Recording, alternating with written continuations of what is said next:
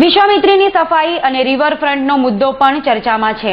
કામનાથના ઓવારાઓની સફાઈ કરાવતા જાણીતા હિન્દુવાદી ધારાશાસ્ત્રી નીરજ જૈને જાણે અજાણે આ મુદ્દો બરાબર ઉછાળ્યો છે, જે આગામી દિવસોમાં નવો જ વળાંક લે તો નવાઈ નહીં।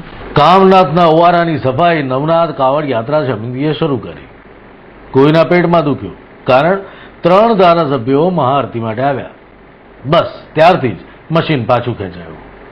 અનેક વારની મીડિયામાં વિનંતી બાદ મશીન તો ગઈકાલે આવ્યું, બગડી ગયું, તો આજે નવું મશીન આવ્યું।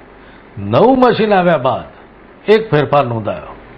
સેવા સદનના સ્થાયી સમિતિના અધ્યક્ષ હિતેન્દ્ર પટેલ કામનાથ આવી પહોંચ્યા।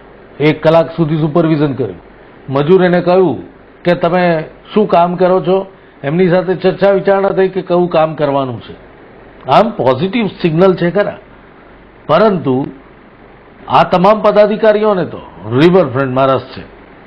એક ચોંકાવનારો ઘટસ્ફોટ થવા જઈ રહ્યો છે કે વિશ્વામિત્રીની સફાઈના નામે કેટલા કરોડ કોણ આરોગી ગયું।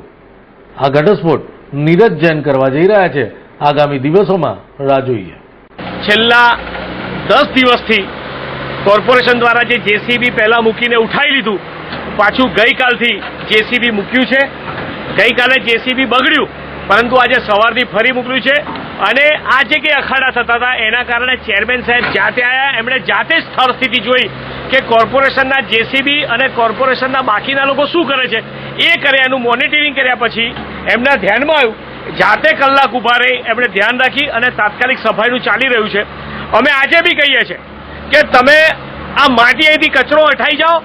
અમે વડોદરા શહેરને અને આ વિશ્વને કામનાથનો સ્વચ્છ સાફ સુથરો બનારસના ગંગા ઘાટ જેવો ઓવારો ભેટ આપીશું। આ નવનાથ મહાદેવ કાવડ યાત્રા સમિતિના બોધ।